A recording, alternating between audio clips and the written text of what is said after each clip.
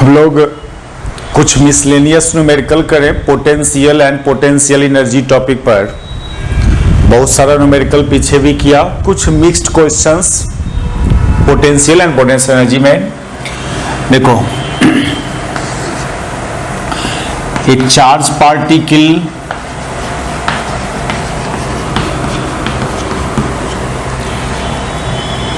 of mass m and charge minus e revolve in a circle of radius r1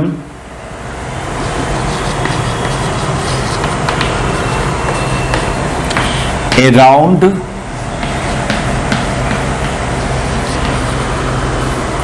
A charge plus JD।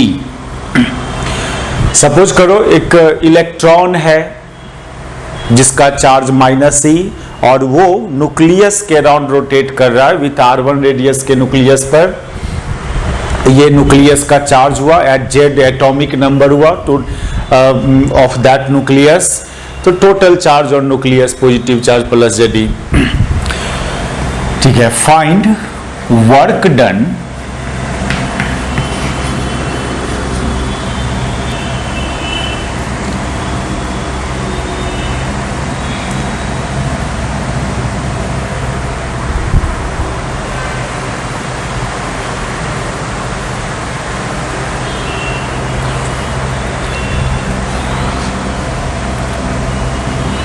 in increasing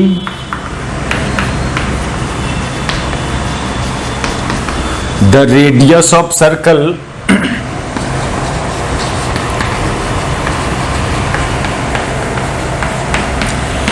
to R2। ये question ऐसा है कि electron rotate कर रहा है R1 radius के circular path पर। यहां पर जो का टोटल चार्ज प्लस JD, ये इलेक्ट्रॉन है, मास इसका गिवन है, ये रोटेट कर रहा है। और इस इलेक्ट्रॉन का जो रेडियस है, इसके रेडियस को R1 से R2 करने में कितना वर्क डन करना होगा, और किसी फोर्स की चर्चा नहीं की हम लोग, तो work done by external agent ही समझना होगा। तो देखो, हम लोग तो पीछे कंसेप्ट क्या पढ़ा था कि जो एक्सटर्नल एजेंट के द्वारा वर्क डन होता है वो only change in potential energy में यूज होगा। सिस्टम का पोटेंशियल एनर्जी में कितना चेंज हुआ उसमें टोटली यूज हो जाएगा।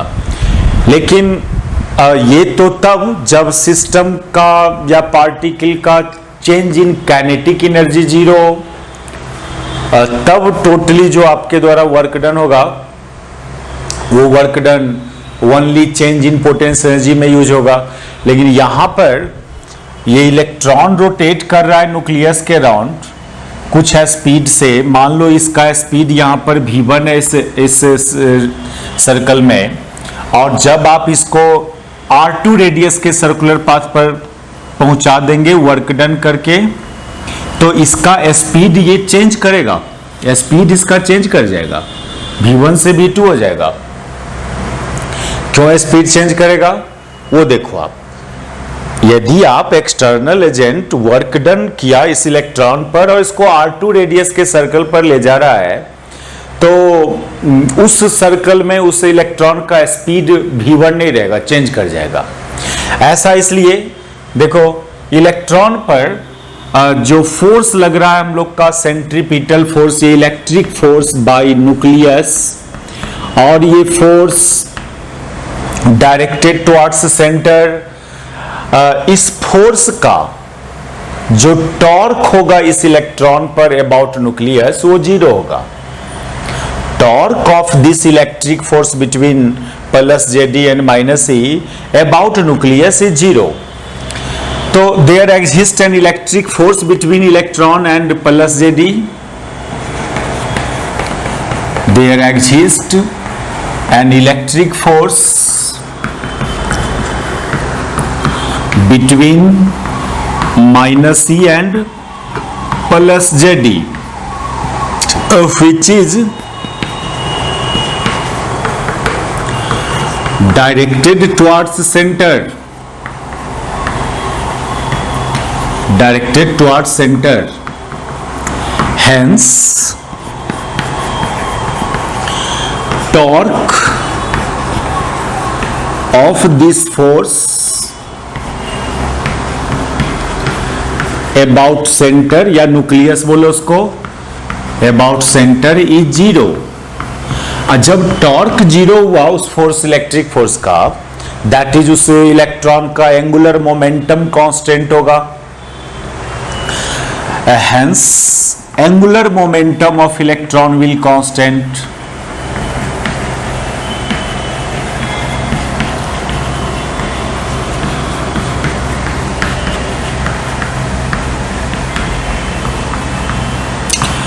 और एंगुलर मोमेंटम का फॉर्मूला क्या है? M V R.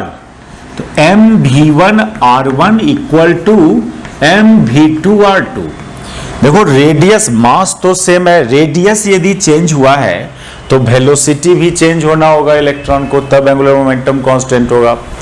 तो जब r2 रेडियस के सर्कुलर पाथ पर जाएगा इलेक्ट्रॉन तो उसका वेलोसिटी चेंज करेगा, यानी जो हम लोग एक्सटर्नल एजेंट के द्वारा जो वर्क डन होगा इलेक्ट्रॉन पर, वो वर्क डन ओनली इलेक्ट्रॉन का पोटेंशियल एनर्जी को ही चेंज करने में यूज नहीं होगा, वो काइनेटिक एनर्जी को भी चेंज करेगा।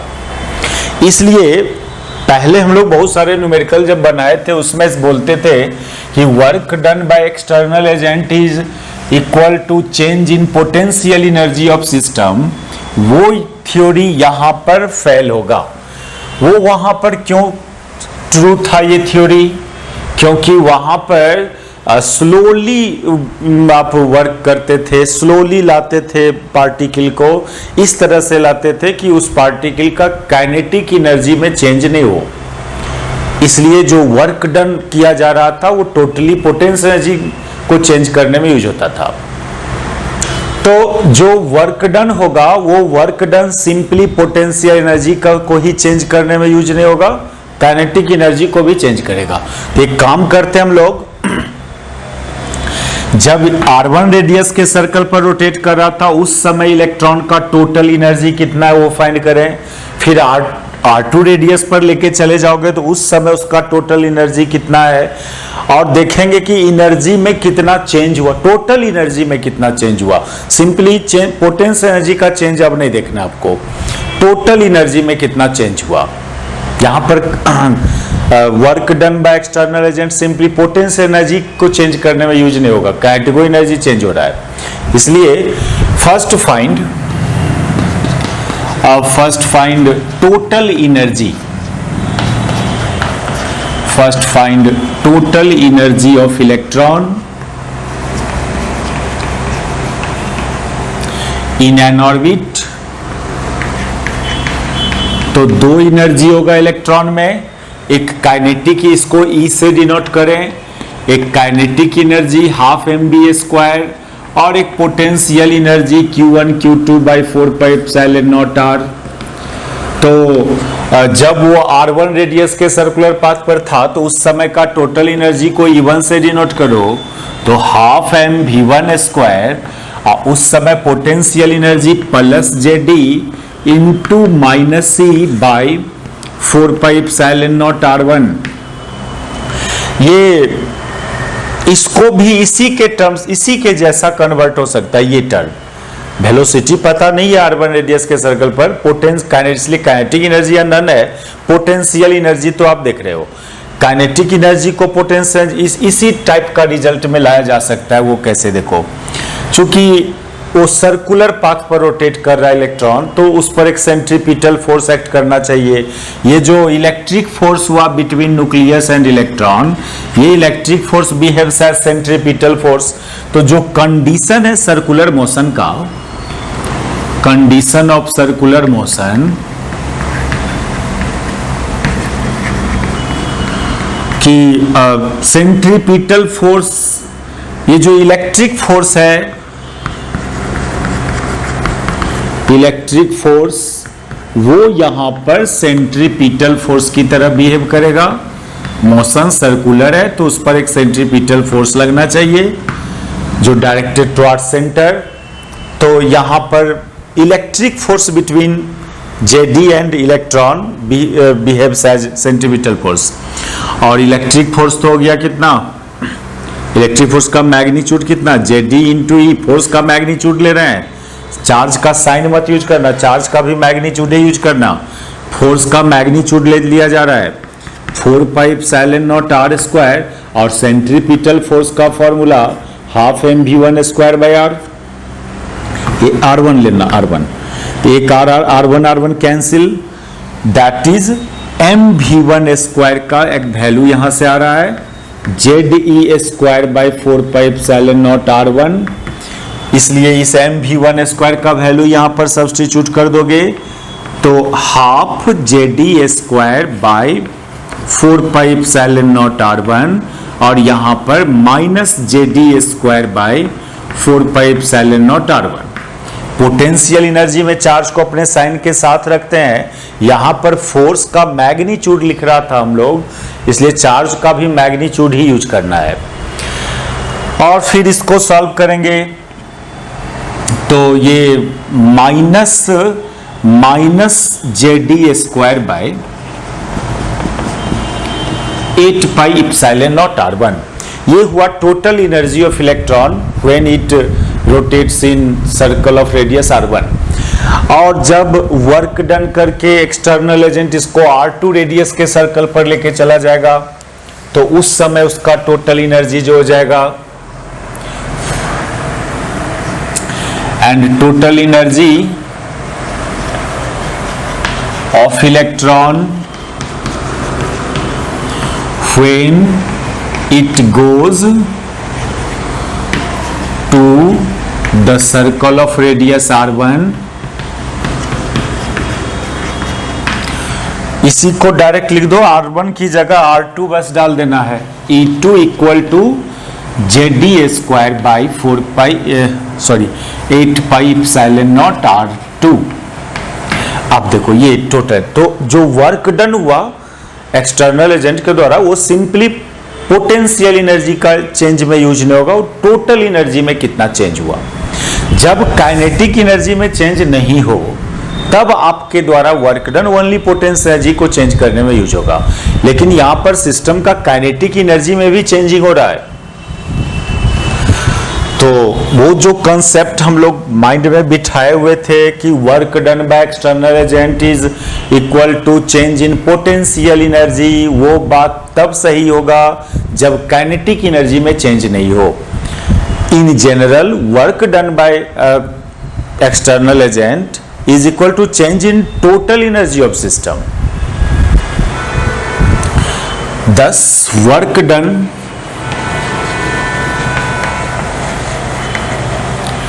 by external agent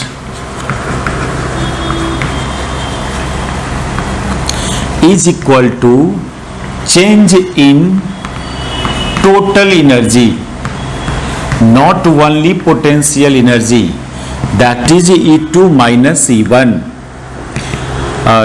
E2 आया था minus J,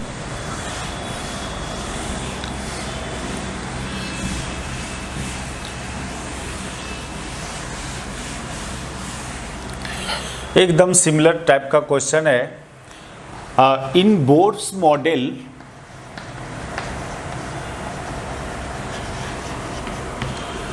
H atom electron rotates in a circle of radius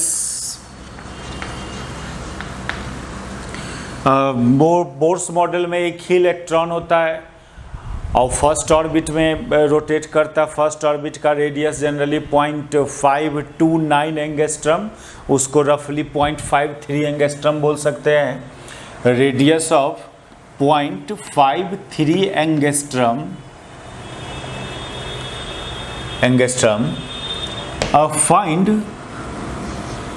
find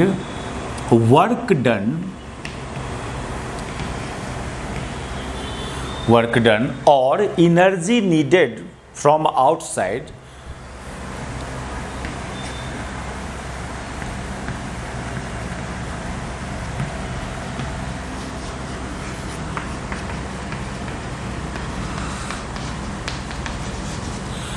to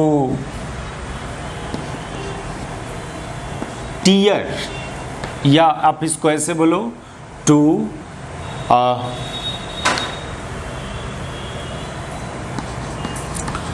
remove the electron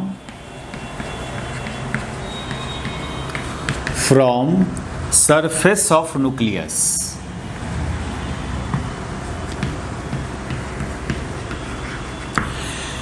देखिए सिंपली ये न्यूक्लियस में एक हाइड्रोजन एटम है, तो Z इक्वल टू 1, तो न्यूक्लियस का चार्ज ओनली प्लस E हो जाएगा, और ये इलेक्ट्रॉन है माइनस E।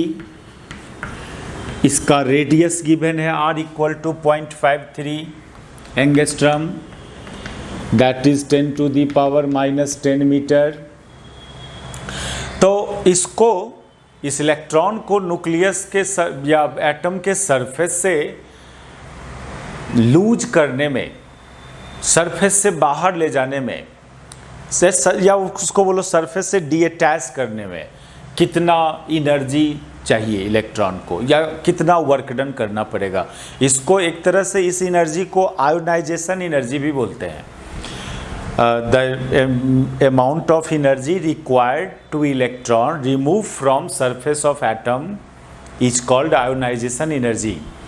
तो ionization energy of hydrogen atom means बाहर से, आउटसाइड से आप कितना एनर्जी आप दोगे उस इलेक्ट्रॉन को कि वो इलेक्ट्रॉन अपना सरफेस को लूज कर दे।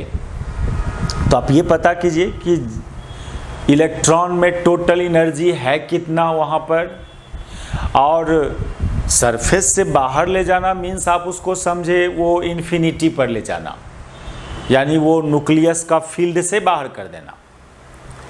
न्यूक्लियस का जो इलेक्ट्रिक फील्ड है उससे बाहर कर देना, फील्ड से बाहर कर देना, दैट इज उसका पोटेंशियल एनर्जी को जीरो कर देना, उसका काइनेटिक एनर्जी को जीरो कर देना। तो ये पहले आपको इसमें टोटल एनर्जी ऑफ इलेक्ट्रॉन पता करना होगा।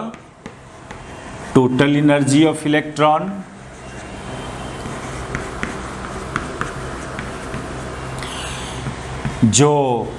जिसको E से डिनोट करें हम लोग, या E1 से डिनोट करें, ये अभी निकाला था formula ZE² by total energy के लिए। एक तो काइनेटिक एनर्जी जो ZE² by half into ZE² bye 4πε0r था, और एक पोटेंशियल एनर्जी जो माइनस ZE² बाय 4πε0r था। Z यहाँ पर 1 सब्स्टिट्यूट कर देंगे, हाइड्रोजन एटम है। इतना टोटल, इसको फिर सॉल्व किया तो हम लोग को आया सिंपली E² बाय 8πε0r, ये आया। और जब सरफेस से लूज कर देना, यानी उसका सारा एनर्जी को जीरो कर देना, तो फाइनल एनर्जी जो हो जाएगा E2 वो जीरो हो जाएगा, and hence work done is equal to, इसलिए work done is equal to change in total energy of system electron. E2 minus E1, इतना माइनस इतना करोगे तो 0 माइनस इतना, ये हुआ।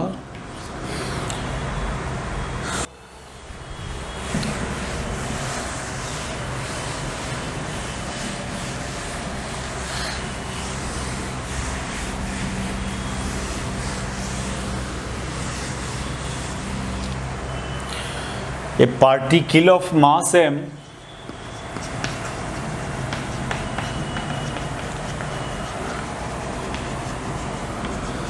and charge q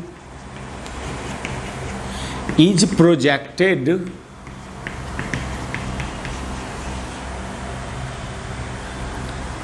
from a point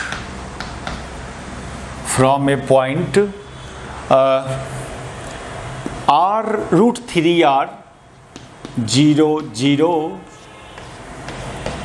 from a point on the axis of a charged ring, uniformly charged ring, axis of a uniformly charged ring along towards center of ring। इस point को P दे दो जहां से आप project किया charge particle को, towards center of ring।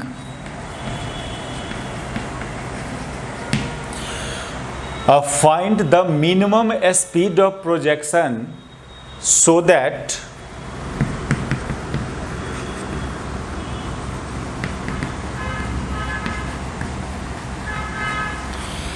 speed of projection so that particle cannot return, so that particle cannot return to P।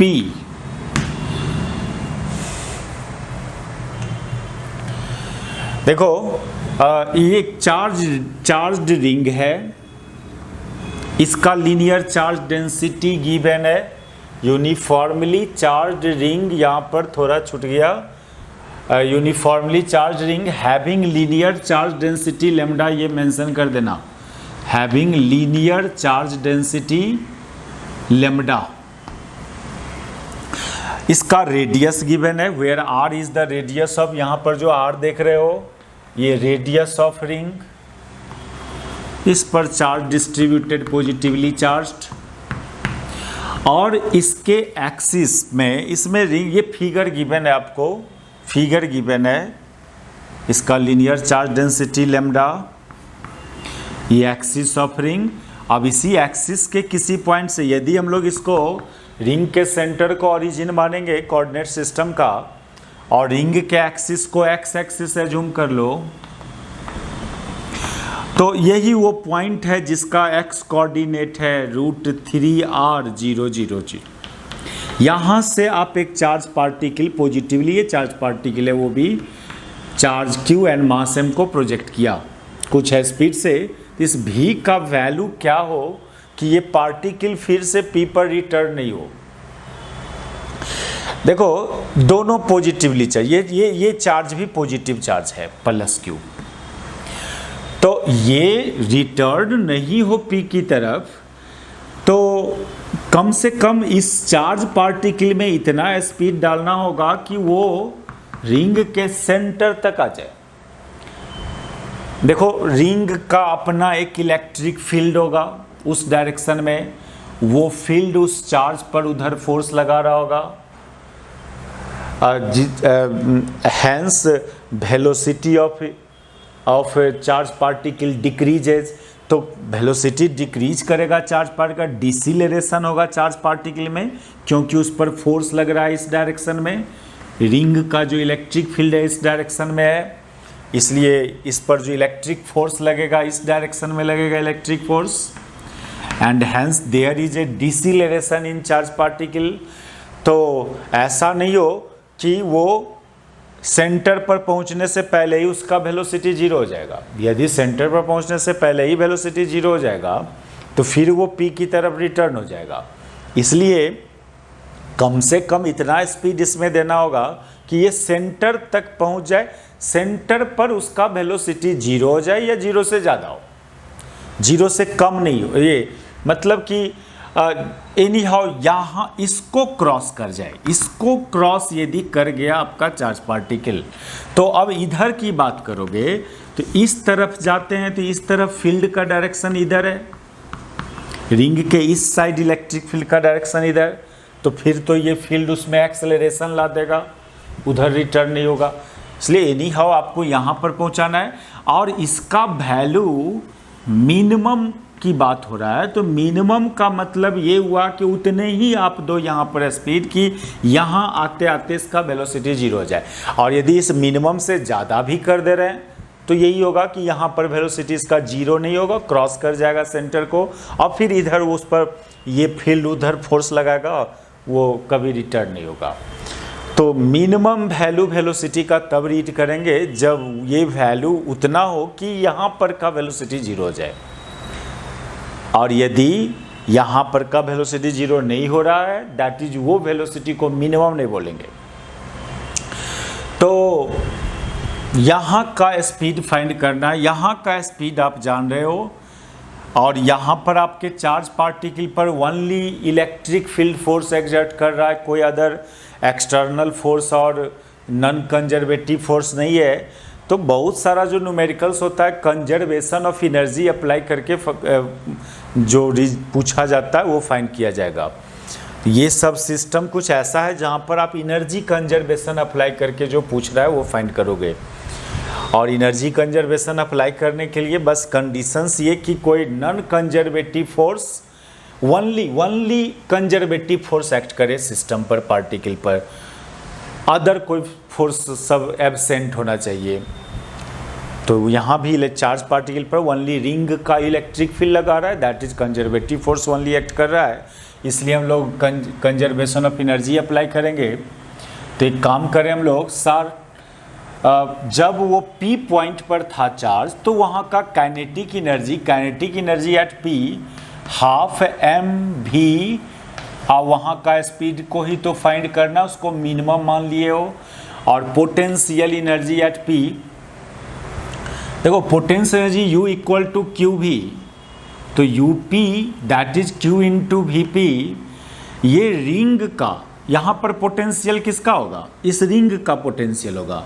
और पहले हम लोग रिंग का पोटेंशियल का एक्सप्रेशन डिराइव किया था। यदि रिंग पर टोटल चार्ज Q है, इसका रेडियस है R और ये डिस्टेंस x है यदि, तो यहाँ का जो पोटेंशियल का एक्सप्रेशन आया था Q/4πε0 इंटू ये बाउंड्री से इस पॉइंट का डिस्टेंस, ये डिस्टेंस यूज होता था, that is √r² plus x²। ये expression for potential due to charge ring. तो वहाँ पर उस चार्ज का एनर्जी कितना हो जाएगा, Q into VP that is Q into Q/4πε0 √r² plus x, यहाँ पर x की जगह इतना √3r, तो उसका स्क्वायर करेंगे तो ये 3r² हो जाएगा। दैट इज, इसको और सॉल्व कर लो, Q/4πε0, ये 4r² दैट इज 2r², इतना आया वहाँ का पोटेंशियल एनर्जी। अब जब वो चार्ज पार्टिकल सेंटर पर पहुंच जाएगा तो सेंटर पर ओनली पोटेंशियल एनर्जी होना है, काइनेटिक एनर्जी यहाँ का 0, क्योंकि हम लोग उतने ही स्पीड दिए हैं कि वो यहीं तक पहुँचे, उससे आगे नहीं जाए। उस यहाँ पर आते आते उसका स्पीड 0 हो जाए, तब इस स्पीड को मिनिमम बोला जाएगा। फिर बोल दे रहे हैं यदि यहाँ पर स्पीड 0 नहीं हो रहा है उस चार्ज का, दैट इज वो स्पीड जो प्रोजेक्ट किया था वो मिनिमम नहीं बोलेंगे उसको। फिर काइनेटिक एनर्जी एट O, ये तो 0, लेकिन potential energy eight O, centre पर पोटेंशियल कितना रिंग का, x बराबर 0 डाल दो, तो V, ये तो V एट एक्सिस हुआ था, अब V एट सेंटर का भी निकालोगे तो x बराबर 0 सब्स्टिट्यूट कर दो, बस इतना हुआ, दैट इज Q/4πε0 R। अब applying conservation of energy, from P to O,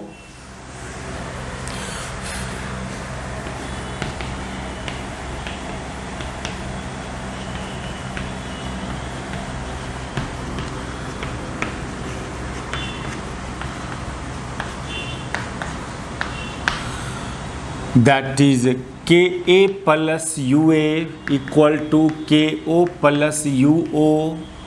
A पर का kinetic energy half mv minimum square, यहाँ का पोटेंशियल एनर्जी Q/4π, ये पोटेंशियल एनर्जी में यहाँ पर Q छूट रहा है, Q/4 8π, ये देखो Q/8πε0R,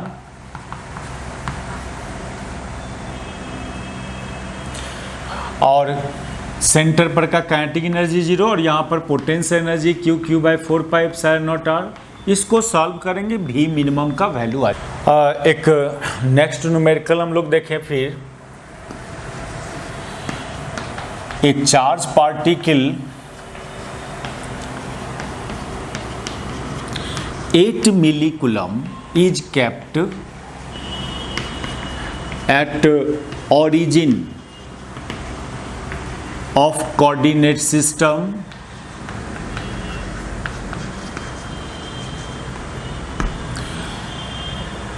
and another charge particle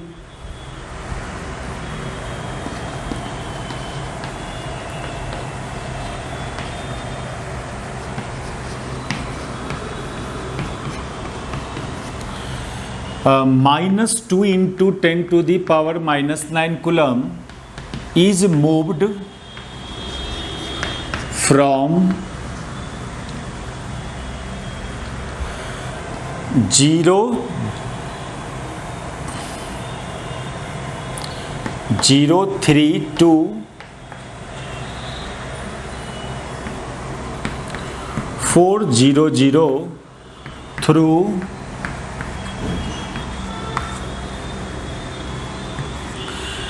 039.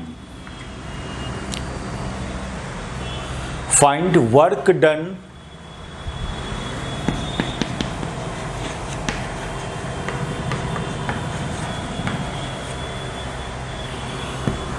by electric force during this displacement.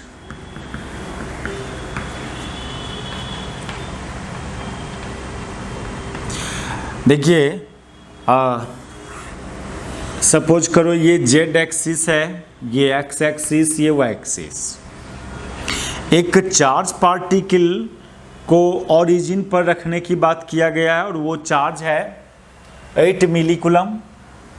यहाँ पर एक चार्ज रखे हो, मान लो Q 8 मिलीकूलम, और एक एनोदर चार्ज -2 इंटू 10⁻⁹ कूलम को जेड एक्सिस के किसी पॉइंट से ए, जिसका कोऑर्डिनेट 0 0 3, यहाँ से आप ले गए हो एक्स एक्सिस के किसी पॉइंट पर जिसका कोऑर्डिनेट 4 0, इसको बी से डिनोट करो।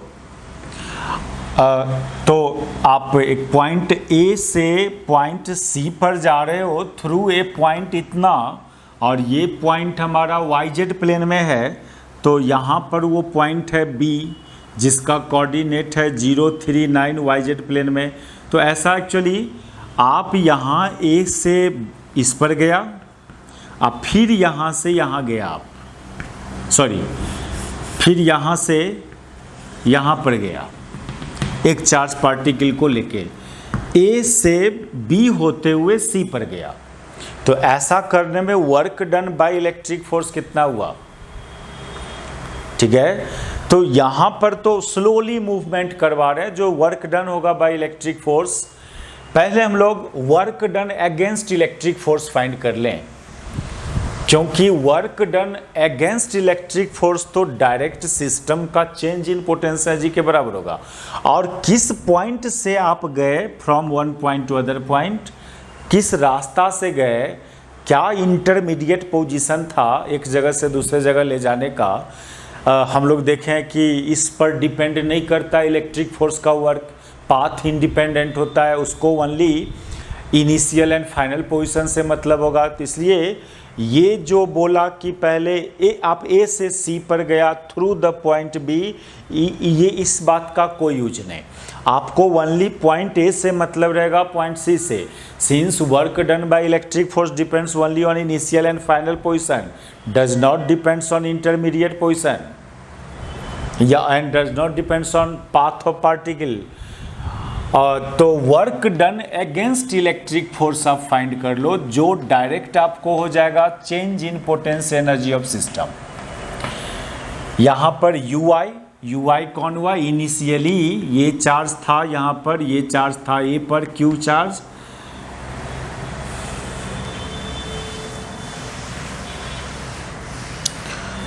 Q का वैल्यू था -2 into 10 to the power -9 coulomb, and capital Q का value 8 milli coulomb means 8 10 to the power -3 coulomb. तो इनिशियली यहाँ पर था चार्ज, तो ये हुआ initial potential energy of system ui, Q by 4πε0 और ये डिस्टेंस इसका कोऑर्डिनेट था 003, तो डिस्टेंस 3 मीटर लेंगे आप यहाँ पर, मीटर यूनिट में ही मान लो ये सब। ठीक है, ये हो गया इनिशियल पोटेंशियल जी। जब आपका चार्ज पार्टिकल सी पर आ जाएगा, जिस रास्ता से आया उससे मतलब नहीं है हम लोग को, जब सी पर आ जाएगा चार्ज पार्टिकल, तो यहाँ पर क्यू है, ये पॉइंट ए था, ये पॉइंट सी, ये जेड एक्सिस, ये एक्स एक्सिस, तो जब यहाँ पर आ जाएगा तो फिर ये हो जाएगा potential of system U F Q by 4πε0 और ये डिस्टेंस 4 है क्योंकि सी का कोऑर्डिनेट 400, तो 4 डाल दो और डायरेक्ट आप चेंज इन पोटेंशियल एनर्जी कर दो। वो work done against electric force होगा, ये वर्क डन अगेंस्ट, लेकिन हम लोग को पूछा गया work done by electric force, यानी प्लस एफ का वर्क, माइनस एफ का नहीं। तो work done by electric force क्या हो जाएगा, minus of work done against electric force, यानी माइनस और work done against electric force is U F minus U I. ठीक है, देखो ये फिगर गिवन है आपको यहाँ पर, दो चार्ज है ए और बी, ये इक्वल चार्ज है, यहाँ पर Q, यहाँ भी Q, दोनों पॉजिटिव चार्ज है, और Q का वैल्यू है +5 × 10⁻⁻⁵ कूलम, और ये उसका मिड पॉइंट O, और एक लाइन है, ये एक लाइन है, यहाँ पर एक पॉइंट है D, इस लाइन के लॉन्ग एक negative charge particle same amount का एक negative charge particle Q equal to -10⁻⁻5 coulomb, इसको प्रोजेक्ट किया अलोंग द लाइन COD, एक निगेटिव चार्ज पार्टिकल को प्रोजेक्ट किया। अच्छा, ये separation AB equal to 6 metre, और इधर एक चार्ज पार्टिकल को कहीं अदर जगह से प्रोजेक्ट किया था हम लोग इसको, इस चार्ज पार्टिकल Q को कुछ स्पीड से, लेकिन जब वो चार्ज पार्टिकल C पर पहुंचा, जब इस लाइन के लॉन्ग प्रोजेक्ट किए इसको, जब वो C पर पहुंचा तो उस जगह उसका काइनेटिक एनर्जी 4 जूल है। जब ये चार्ज पार्टिकल Q यहाँ पर आया, यहाँ पर, तो उस समय उसका काइनेटिक एनर्जी जो है वो 4 जूल है इस चार्ज पार्टिकल Q का। तो फाइंड करना है इस पॉइंट का डिस्टेंस D, इस पॉइंट का डिस्टेंस, यानी ये O के थ्रू, ये जो लाइन है परपेंडिकुलर बाइसेक्टर है AB का, लाइन COD इज, जिस लाइन के लॉन्ग आप प्रोजेक्ट कर रहे हो वो लाइन इस लाइन AB का परपेंडिकुलर बाइसेक्टर। तो देखो, और ये डिस्टेंस है 4 मीटर, पॉइंट C का O से डिस्टेंस 4 मीटर। तो आपको फाइंड करना है ये पॉइंट D का डिस्टेंस, ये फारदेस्ट पॉइंट D का पोजीशन फाइंड करना है, यानी मैक्सिमम ये कहाँ तक जाएगा इस लाइन पर। तो सपोज करो D तक गया, D पर से एक ऐसा पॉइंट होगा जहाँ पर उसका वेलोसिटी 0 होगा, काइनेटिक एनर्जी 0, तो उस समय वो इंस्टेंटली रुकेगा, फिर वो रिटर्न होगा। तो D एक ऐसा पॉइंट है इस चार्ज पार्टिकल का जहाँ से पार्टिकल फिर रिटर्न होगा, यानी वहाँ पर वेलोसिटी पहले 0 होगा। दैट इज, इस पॉइंट का डिस्टेंस फाइंड करना है, ये रिटर्निंग पॉइंट है इस चार्ज पार्टिकल का, यानी वहाँ पर काइनेटिक एनर्जी 0, कि दैट इज फाइंड करना है OD। देखिए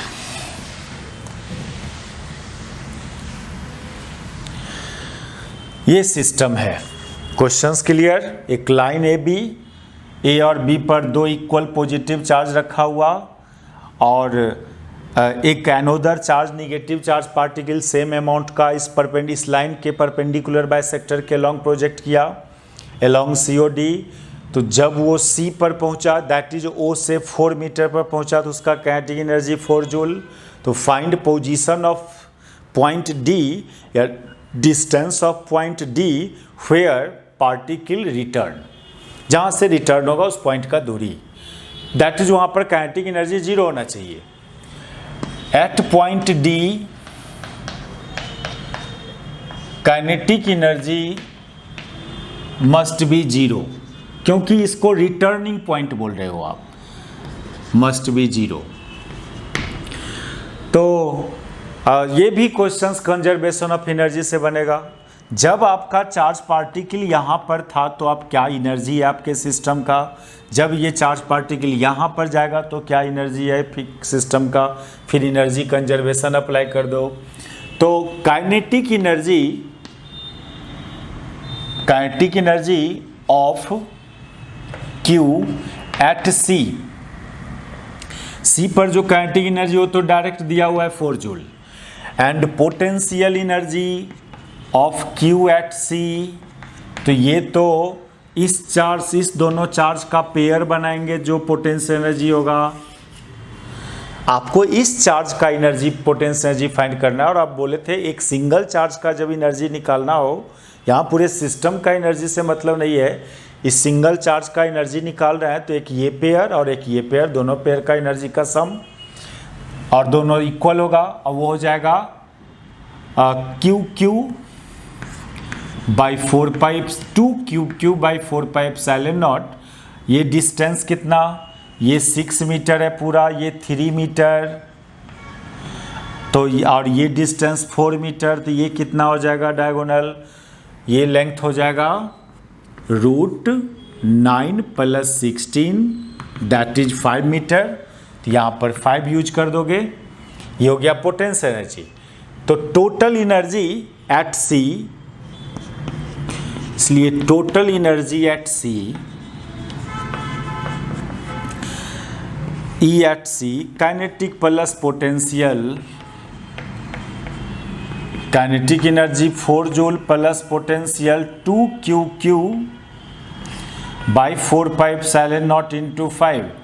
अब चलो जब ये पार्टिकल D पर पहुंच जाएगा उस समय टोटल एनर्जी क्या होगा, तो काइनेटिक एनर्जी एट D, ये तो 0, यहीं पर तक जाना है उसको, लास्ट वहाँ से रिटर्न होना है, तो इंस्टेंटली वो रेस्ट में आएगा तब रिटर्न होगा, दैट इज वहाँ पर काइनेटिक एनर्जी 0। और पोटेंशियल एनर्जी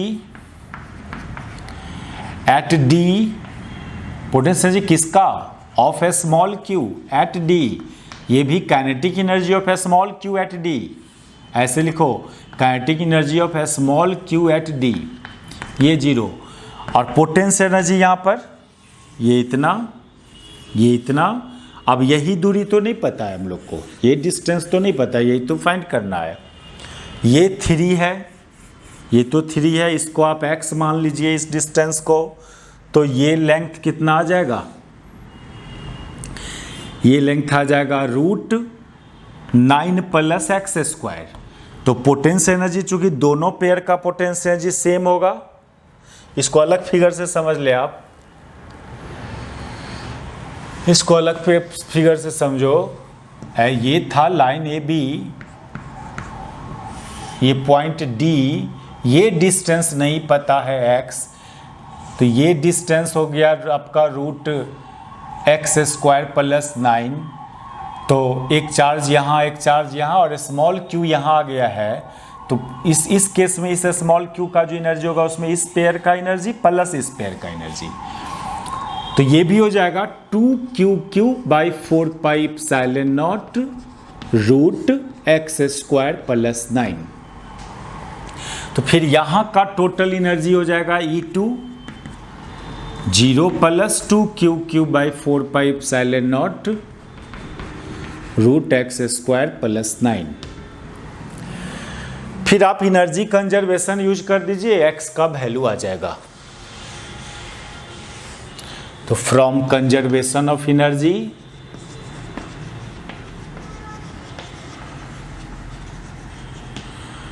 अब 4 + 2QQ by 4 pi epsilon naught into 5, ये था जब C पर था आपका चार्ज पार्टिकल स्मॉल q, वहाँ का टोटल एनर्जी था।